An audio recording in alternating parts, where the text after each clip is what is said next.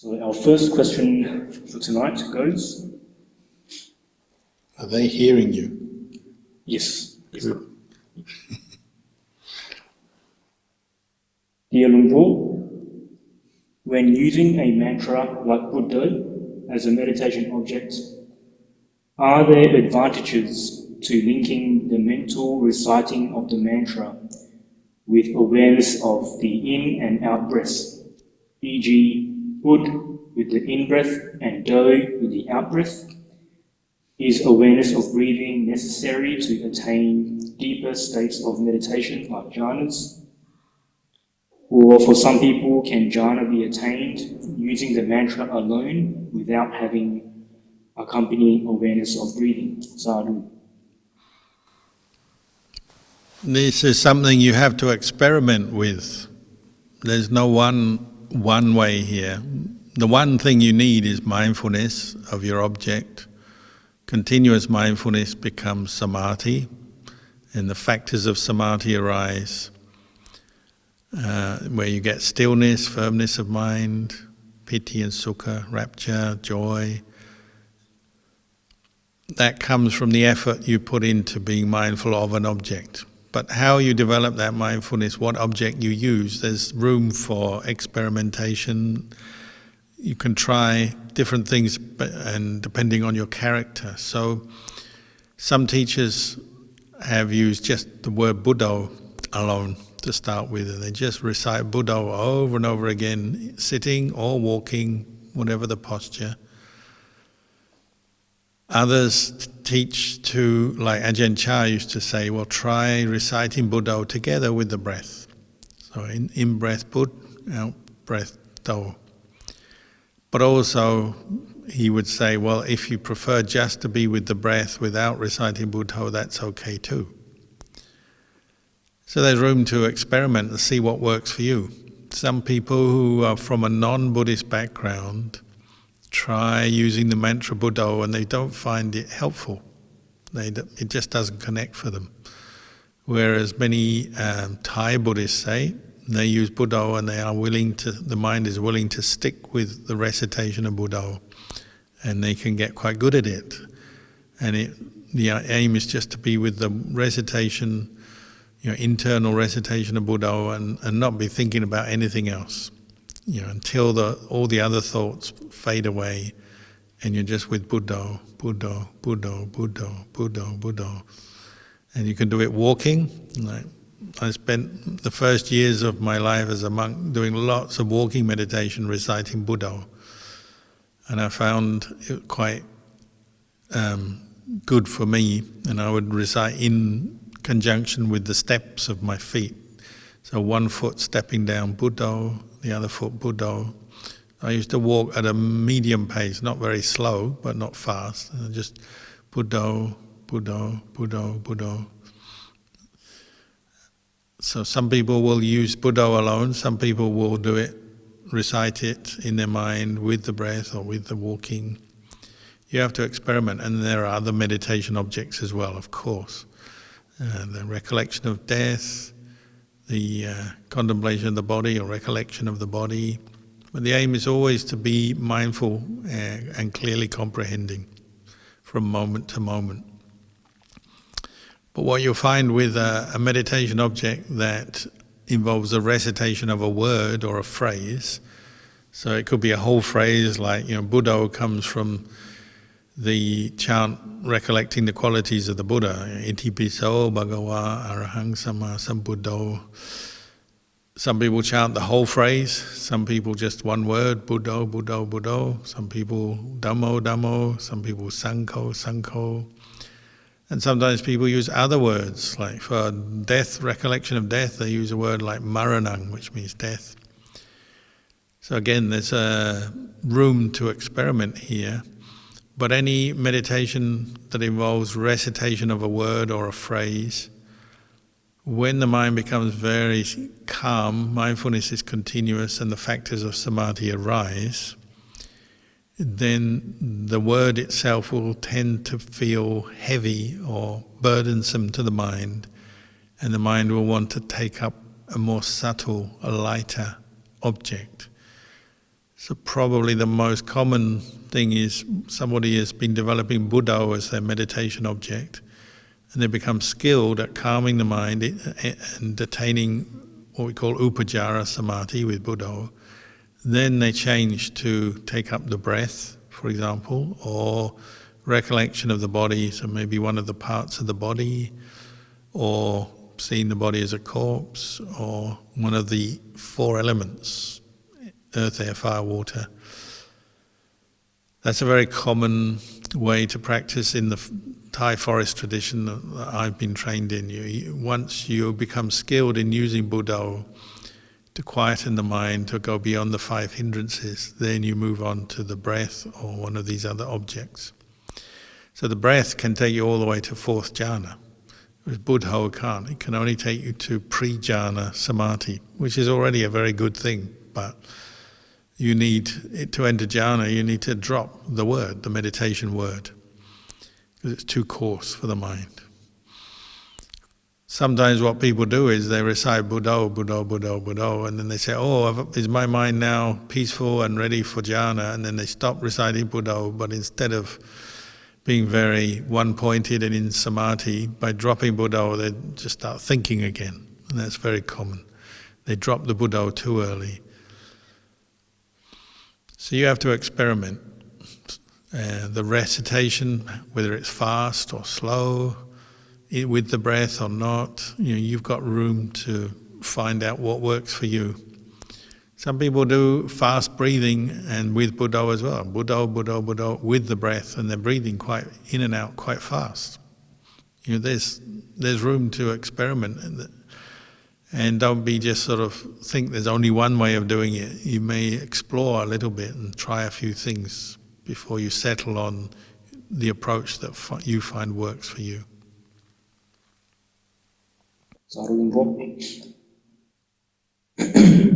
Next question. Where do thoughts come from? Are we responsible for our thoughts?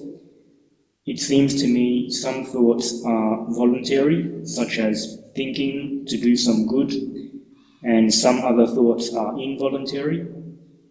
I simply ignore those unwanted, involuntary thoughts and let it all pass on its own time without criticizing. Well, all thoughts we are responsible for ultimately because they're our own karma. If thought arises in your mind at any moment, it's usually triggered by some kind of sense impression. It can be internal sense impression, so memory. Can be external sense impression. You see something and it triggers a thought. But that's all past karma coming to fruition. And that's going on all the time. So when we say random thought, it appears random, but actually it's not random. It's something that you've thought about, or the causes and conditions are lying there in your consciousness from the past. It could be recent past or distant past, but there's causes there. They're not really or truly random. Same with external sense impressions. You see something, you hear something. How you react to that sense impression is your karma. However, with the initial impression and the initial thought that comes up into your mind, if you're mindful, it can just arise and cease, and that's the end of it. And that's why when your mindfulness is very strong, you can feel quite peaceful and thoughts seem to fade away because you're now just putting your mind on a particular object. But what happens when we're not very mindful, not very aware, is that thought will trigger another thought, and we get trains of thought, or what we call mental proliferation. So you see something and you start thinking about what you've seen, and then by association and memory, you keep adding on. As long as you're not very mindful, that might go on for a long time. Or even if you're sitting meditation with your eyes closed and not having much external stimulation, it's just memories coming up internally, and you start thinking about things. Some of our thoughts are very visual. Previous incidents and things we remember, their visual images come up. Sometimes it's anxiety about the future, so you start projecting and creating stories and visual images. But all of this tends to be coming in the present moment. You're now creating new karma. So new good karma might be you establish mindfulness, you start contemplating something or developing a particular wholesome theme. That can be good karma, it can be useful. So it's not like all thoughts are our enemy or bad. But you'll notice a lot of our unmindful thinking is fairly negative, unwholesome, and leads to unwholesome results. Because we're not mindful, it feeds delusion, confusion, attachment, can feed greed, feed anger, and so on. And that's the problem. That's why we often seem to be in a battle when we're meditating to establish mindfulness, so we can get more control over all this uncontrollable thinking that brings us a lot of discontent, unhappiness.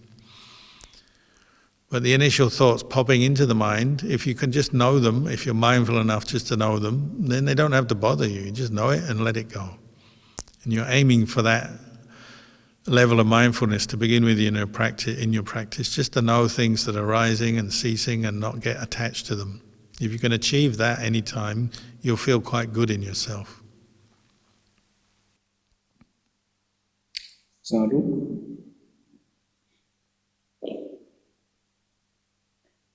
Next question. Hi Ajahn. I usually work during the daytime. Given the limited time after work, I can only choose to focus on studying the suttas, meditating, or chanting. May I ask, which should I prioritize? I also realize that I do not have much knowledge about suttas. Thank you, Ajahn. You have to see what works for you. A lot of our practice is looking at the results of what we do and then adjusting our effort, so looking at cause and results. So if you read sutras and it inspires you to practice more, gives you faith, gives you energy to go on and maybe do some meditation, that's fine, that's good. If it gives you more clarity, more right view, more understanding, that's good. But you'll also find there's a limit. You read and read to a point where it becomes a distraction or just a way of using time up, where you feel like you're doing something for your practice, but you're not actually developing much mindfulness. It's more just reading for the sake of reading. And you have to watch that. And so maybe set aside time to read and study or chant, and then also time to do some sitting and walking meditation. How much time? Well, you have to decide what time you've got available, what works for you. But a rule of thumb might be that we always do less than we really should. We should always do a bit more. So always keep trying to find more time, make more time, commit to the practice, and then you'll get more out of it.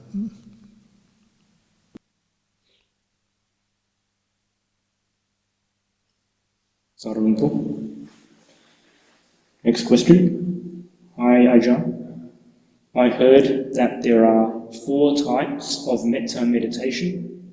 Can you explain what they are? And can metta meditation enter jhana? Thank you, Ajahn. I think what you're referring to is what we call Brahma Vihara Dhamma. Brahma is like a Brahma God, but it also refers to this refined state of mind. The first being metta, the practice of goodwill, and we call it universal goodwill or universal loving kindness. Universal meaning being literally in all directions, to all beings, to everyone, everywhere. That's the aim, to develop it to that point where there really is no limit. We say limitless or without boundaries. The spread of loving kindness. So that's yourself and others equally, without distinction. Because you'll notice as you meditate on the thought of loving kindness as an object, there will be blockages again. There'll be people you don't particularly want to have metta for, Or maybe yourself. Maybe a lot of people say, oh, I can have metta for everyone else but not myself. I'm a bad person. I don't deserve it. There'll be someone somewhere or something, some animal or creature or something somewhere that our metta is not yet ready to reach, and you have to work on that to clear the blockages, to make your loving kindness really universal. Then there's a chance you could attain jhana, first jhana, with metta meditation. The other three Brahma Viharas, they come out of metta, so I think that's what you're referring to. So karuna is the second. It means compassion, the wish for yourself or others to be free from suffering. And so it's a slight adjustment. Metta is very basic goodwill in all directions. Karuna is the wish to be free from suffering in all directions to all beings. Again, universal, without bounds, without limits. So not picking and choosing, I want this person to be free from suffering, but this person, I want them to really suffer. No, that's not it. That's not what the Buddha was teaching. The Buddha was teaching us to develop compassion in all directions for all beings, ourselves, others, and the wish for them to be free from suffering and not to fall into further suffering. So again, that can be developed to the level of jhana, very strong.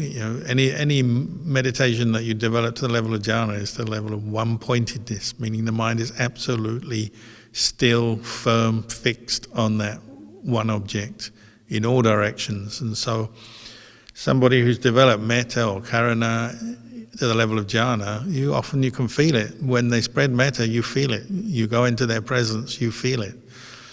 When you were around Ajahn Chah, you could feel the metta.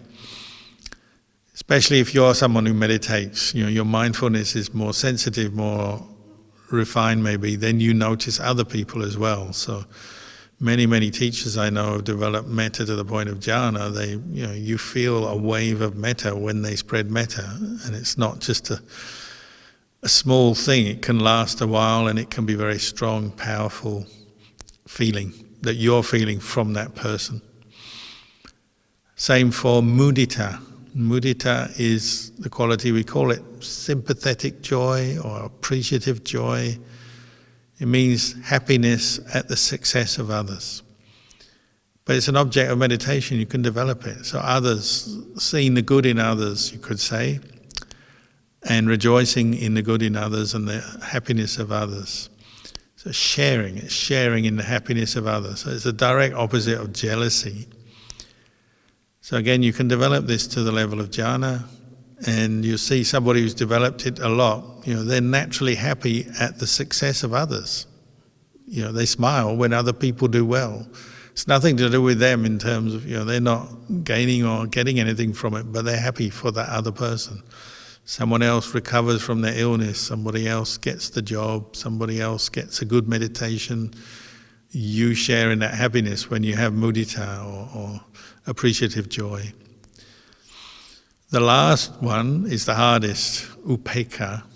It comes out of metta, goodwill, but it's a very refined and subtle object of mind because it's absolute balance and equanimity towards all the different experiences one has and what other people have. So in the case of somebody you know or love is suffering, maintaining equanimity is not easy.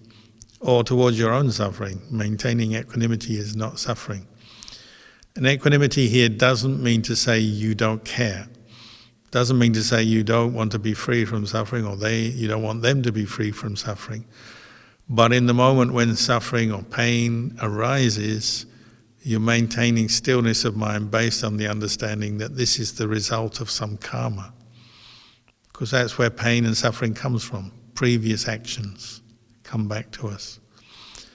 So in the case of someone you love or are close to, it's the hardest thing in the world to maintain equanimity when they're suffering.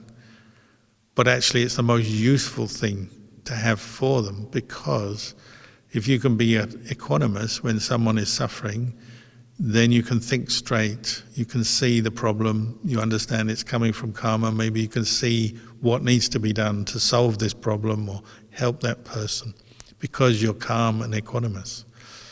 When you lose your equanimity, your mind goes all over the place. You become emotional, you don't think straight, you make mistakes. So, a good example is the surgeon helping that person to be free from suffering by doing some surgery. They need a steady hand and they need their equanimity to be successful. If they lose their equanimity, they're going to be all over the place, they probably make a mistake. It's that kind of thing.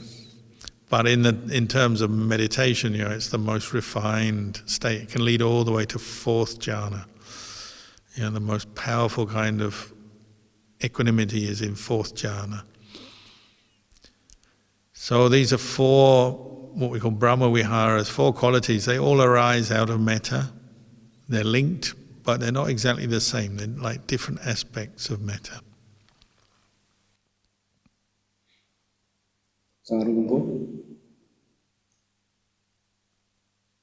Another question. Dear Ajahn, my question is regarding joining wisdom to compassion when it comes to dealing with difficult situations. For example, if someone hurts us, how do we know whether this is our interpretation or mind projection, or whether there is an inherent unskillful behavior of this person? And how do we set a firm boundary without creating suffering to those people? Thank you.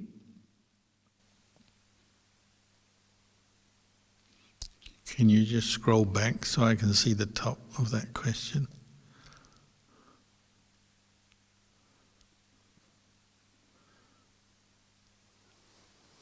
Well, there's a whole range of difficult situations and difficult people that we meet with in life. So you might say the task of the one following the path of the Buddha is to not make it worse.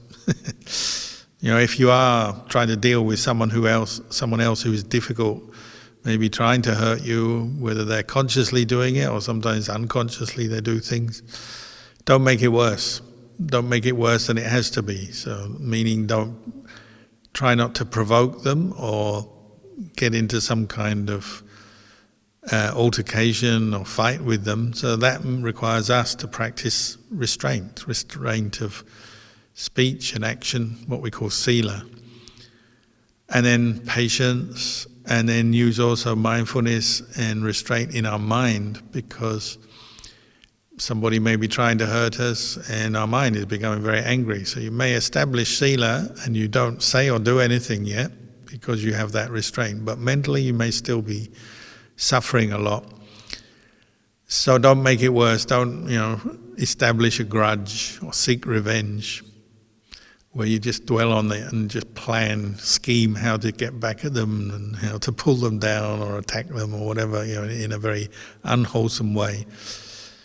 Try to be patient and work on understanding the situation. Some situations there's something you can do. So maybe you have to do something positive, talk to them or talk to someone else, or take certain actions that may be required.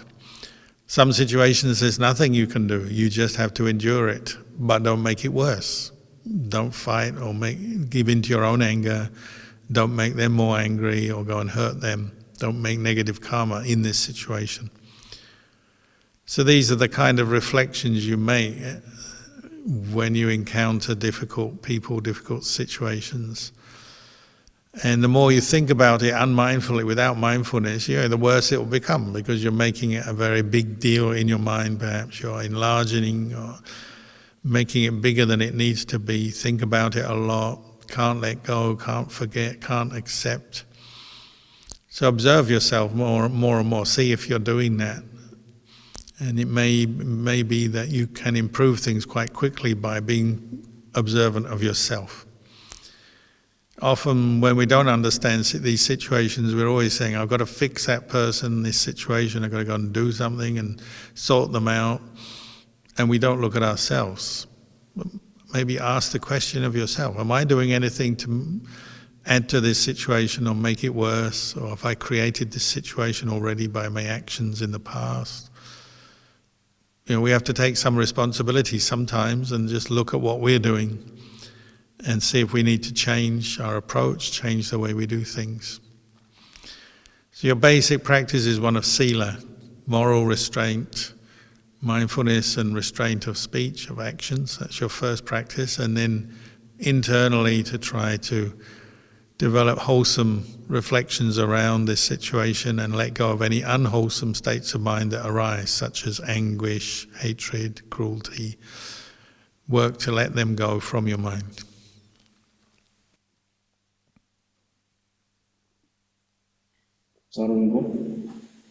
Next question. Hi Lumpur, I've noticed that I have a lot of fear regarding illnesses and often imagine the worst case scenarios. May I ask for your guidance on how to overcome this? Thank you, Lumpur. Well, you seem to know what the problem is from your questions, so start focusing on your own mind and that habit of creating the worst case scenario when you're thinking about your own health and different issues coming up. Get to know yourself, know your habit, and teach yourself, get some antidotes there. So number one, try to be aware, mindful of what's going on. Number two, maybe contemplate impermanence. It's not sure. The worst case scenario may happen, but it may not happen. Quite often it's just as likely that it won't happen than it will. So that's equally true, equally valid. So bring up that reflection. Maybe this will happen, but maybe not. It's not sure. You can't predict the future. The more anxious you get, the more you give in to the negative thinking, the worse you'll make your mind, and perhaps even it will affect your physical health as well. So try not to do that. Try to keep your mind balanced in the present moment, not give in to the delusions, the anxieties, the depression. This is good mental health, and it will affect your physical health as well. Doesn't mean to say you can't be aware that there are some dangers or some unpleasant scenarios could happen. You're aware and you do your best to protect against them, avoid against them, but not to the point where it's damaging your emotional and mental health as well. You have to approach the future and what may or may not happen with some balance and some reasoned reflection, some common sense, reasoned reflection. And there's 101 things that could happen to us this very night, all kinds of terrible things, but they probably won't happen. So think it through. They haven't happened so far, so it's quite possible they won't happen tomorrow or the next day either. Use some common sense and some wisdom to help you free your mind from some of this anxiety or paranoia. Another thing also, just try and get information. If you do have a real fear about some kind of illness, get some information that will help you think it through. What causes that illness? What are the dangers? What are the triggers for that illness? How often does that illness arise in society, in groups of people? Is it very rare or very common? If the more information you get, it may help you realize maybe it's not as bad as you think.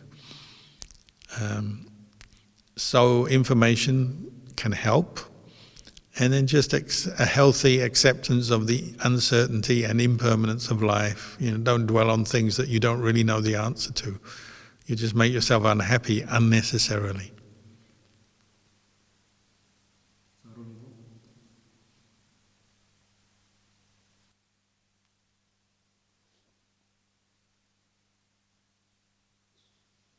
Next question.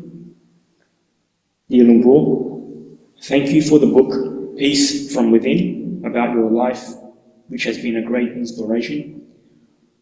Also, many thanks for all the live stream teachings and pujas, which are such a great blessing. Will the December Lumpur Cha Memorial Retreat be live streamed? You shouldn't be asking me, you should be asking Venerable Kemarungsi next to me whether he's willing to do that and whether the technology will be working. In the worst case scenario, everything will fall apart and we won't be able to live stream it, especially if we have too many thunderstorms. Thunderstorms here tend to cut the power out. But in the best case scenario, the computer's working, the live stream, the digital satellite link is working, there's no power cut, there's no thunderstorm, then we may be able to live stream it for you as well.